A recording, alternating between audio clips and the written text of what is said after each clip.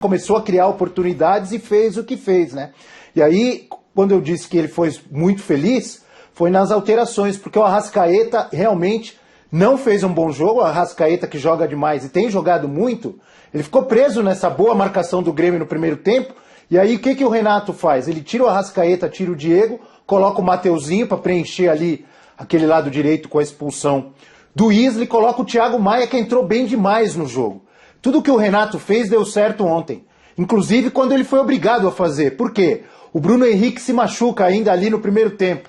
O Renato é obrigado a mudar, né? Ele coloca o Michael. Na minha opinião, o Michael ontem fez o melhor jogo dele com a camisa do Flamengo. Fiquei pensando, não me lembro de outro jogo tão bom do Michael como o jogo que ele fez ontem. Criou oportunidades, fez um lindo gol, sofreu o pênalti, né, ali no finalzinho do jogo. E, aliás, ele sofreu um pênalti quando ele dribla 3 jogadores do Grêmio dentro da área.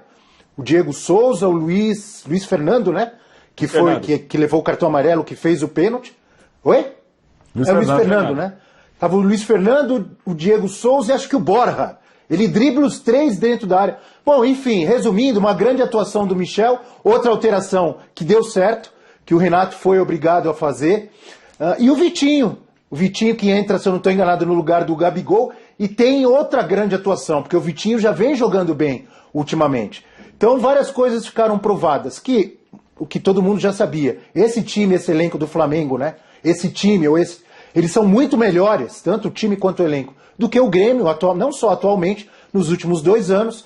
A gente vem à memória de todo mundo a goleada por 5-0 de 2019, quando tínhamos praticamente a mesma base do Flamengo, um Grêmio mais modificado, mas nos bancos de reserva, a gente está falando do Felipão e do Renato, e naquela ocasião tinha o Renato no Grêmio e o Jorge Jesus no Flamengo. Então, o Flamengo continua sendo muito melhor que o Grêmio, mas o que chamou a atenção ontem realmente foi o bom primeiro tempo do Grêmio, a caída do Grêmio, a queda de rendimento do Grêmio no segundo tempo com um jogador a mais, e o que o Flamengo jogou no segundo tempo com um jogador a menos. Aí eu tô com o Prats. Para mim, o Renato não provou ontem só que ele é um treinador top. Na minha visão, o Renato já vem provando há muito tempo. Bom trabalho que ele fez no Fluminense, quando perdeu ali nos pênaltis a final da Libertadores, mas fez um excelente trabalho, montou um excelente time. Um excelente trabalho nos 5 anos de Grêmio, não tem nem o que falar. Quando não estava conquistando títulos, estava entre os primeiros, estava chegando. A revelação de jogadores, tudo que a gente já sabe. Não terminou da melhor forma, mas foi um excelente trabalho.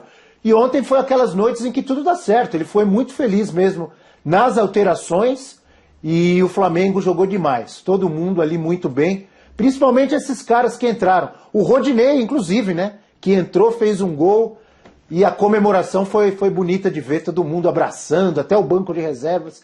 Que atuação do Flamengo. Só para fechar, o Felipão, na entrevista coletiva, já jogou a toalha, né? Jogou a toalha, Ele disse, olha, o nosso foco era, ele usou o verbo no passado, o nosso foco era tentar a classificação na Copa do Brasil, mas agora não dá mais. E o nosso foco agora é a recuperação contra o Corinthians para sair da zona do rebaixamento.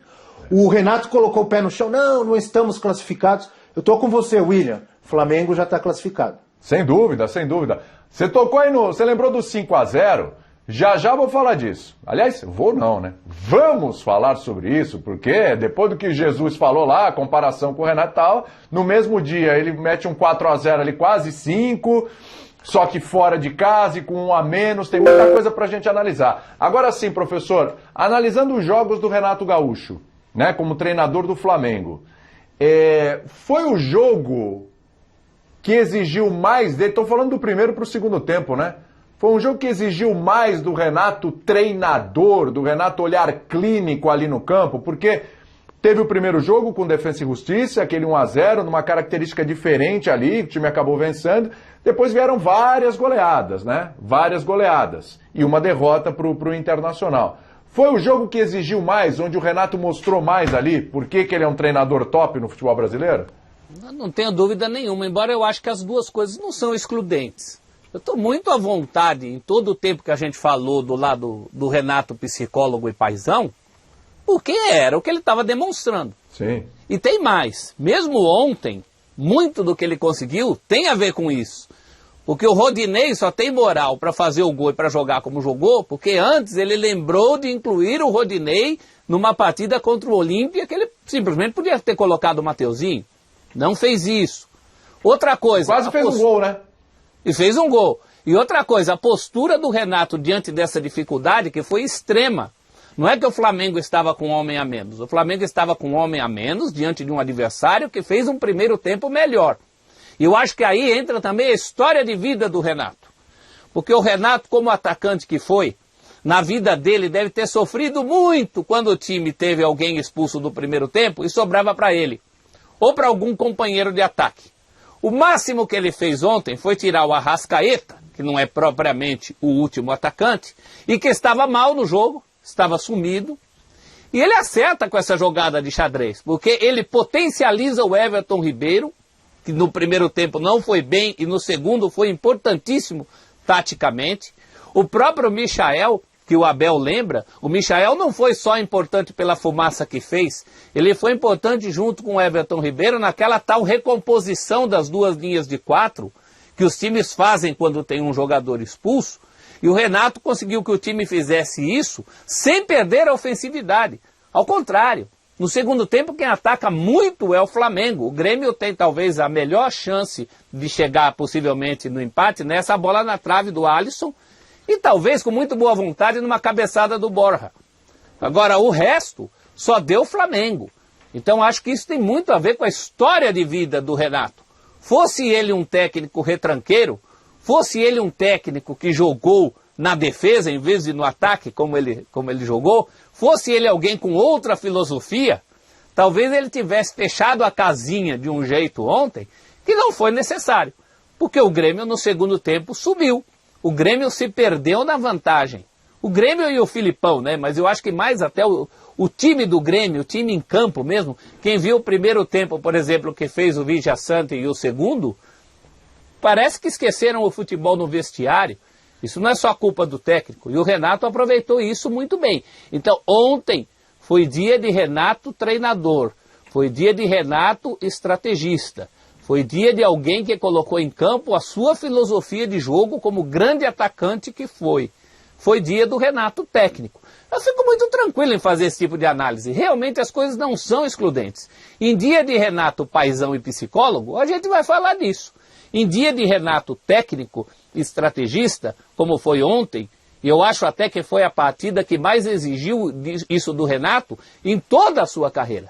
Em toda a sua carreira. Eu não lembro de uma circunstância assim, de primeiro tempo com um homem a menos e tendo que virar um jogo. Eu estou dizendo virar o jogo, não o placar.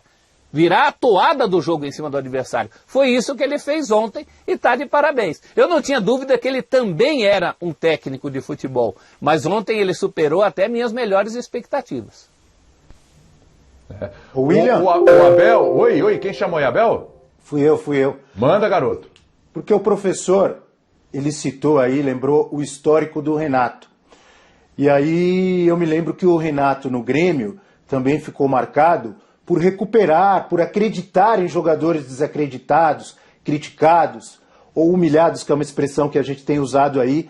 A gente pode lembrar de alguns rapidamente, como o Léo Moura, que foi desacreditado e jogou bem, o Maicon, o Cortez, o Jael e outros. E ontem na entrevista coletiva ele enfatizou isso. Ele disse que quando ele chegou no Flamengo, ele conversou com os jogadores e disse: eu não quero saber o que aconteceu para trás, eu quero olhar para frente. Ou seja, ele certamente ele deu moral e confiança para jogadores como o Rodinei, sempre muito criticado pelo torcedor rubro-negro, até mesmo quando ele foi embora para o Internacional e quando ele voltou, para o Michael, para o Vitinho, que não jogou bem só ontem, tem jogado bem. Jogadores muito criticados, Gustavo Henrique, Léo Pereira, né? Então, essa marca ele já trouxe com ele do Grêmio, na minha visão, de acreditar e de recuperar jogadores, de dar confiança. E, pelo jeito, isso tem acontecido no Flamengo também, e ele falou sobre isso na entrevista coletiva. Você falou uma coisa aí, Abel, eu acho legal, tá até no GC já, nosso GC, 5-1 de Jorge Jesus. Porque ontem o Jorge Jesus deu aquela declaração, né? Ontem não, foi anteontem, a gente repercutiu ontem a declaração, não, jamais chegará no meu nível não, aquele nível daquele Flamengo, não sei o quê, papapá. E aí, o Prats, 5-0 Jorge Jesus contra Renato Gaúcho, Flamengo no Maracanã contra o Grêmio, certo? Ontem 4-0, agora Renato Gaúcho do lado do Fla, com 1 a menos e na casa do adversário. Tá no patamar daquele 5-0? Tá abaixo? Tá acima? Você acha que esse 4-0 aqui foi mais difícil do que aquele 5, hein? E aí? O 4-0 de ontem, William, ele ganha realmente um contorno diferente pelo fato do Flamengo ter vencido na Arena do Grêmio e com atleta a menos, né? Isso eu acho que ainda fortalece um resultado que seria, por si só, muito expressivo. Aquele 5-0 foi um domínio amplo do Flamengo quase do começo ao final, tirando um começo que o Grêmio ficou um pouco mais com a bola, chegou a entrar na área do Flamengo. O Flamengo dominou amplamente naquele 5-0, né? E fez muitos gols de cobranças de escanteios ou de faltas que o Grêmio não marcava bem na sua área, o Flamengo aproveitava muito bem para fazer um gol atrás do outro.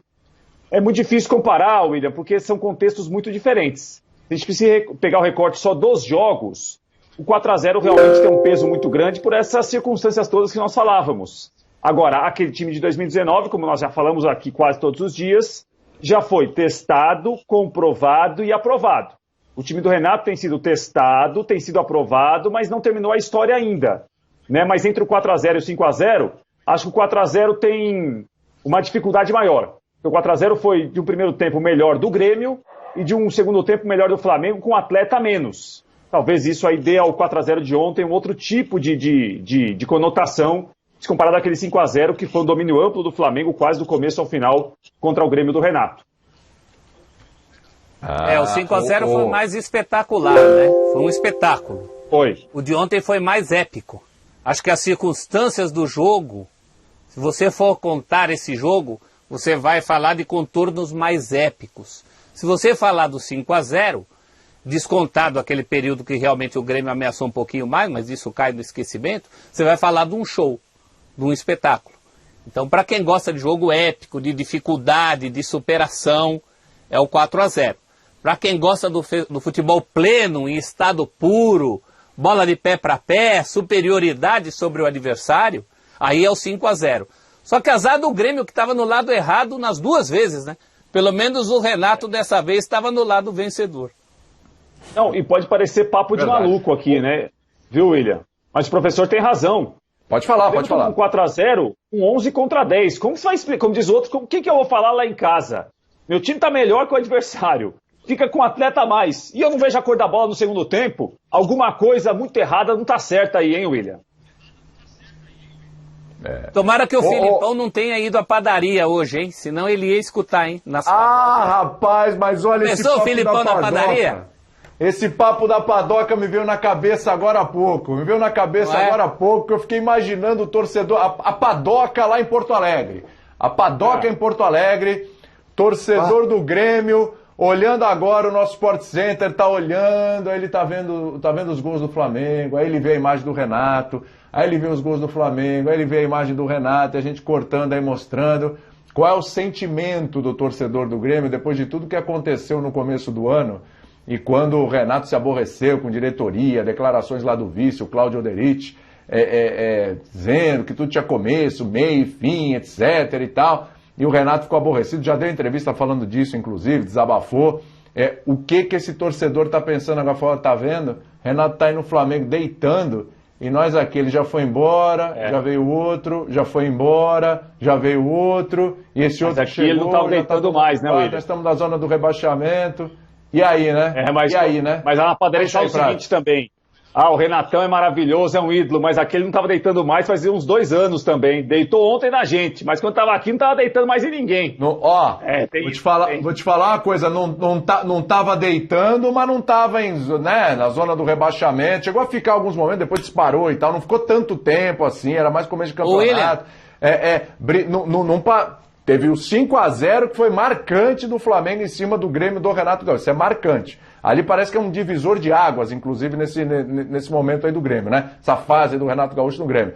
Mas não estava nesse nível aí, não. Olha os caras que tem o Grêmio, hein? Douglas Costa, o Diego Souza ainda tá em baixa, né? O Borja chegou. Não é um time qualquer, não. Aliás, fala aí, mais uma lesão, hein? Lesão. Douglas Costa, hein? Também. Você sabe uma outra coincidência desse papo? Você sabe qual era a profissão original de Renato Gaúcho antes de jogar futebol? No Esportivo de Bento Gonçalves? Não. O que ele era? Não. Padeiro. O que ele era? Sério? É mesmo, é verdade, bem lembrado, professor. É verdade, já deu até matéria sobre isso e tudo, faz tempo. Era é verdade. padeiro. Era padeiro. Olha,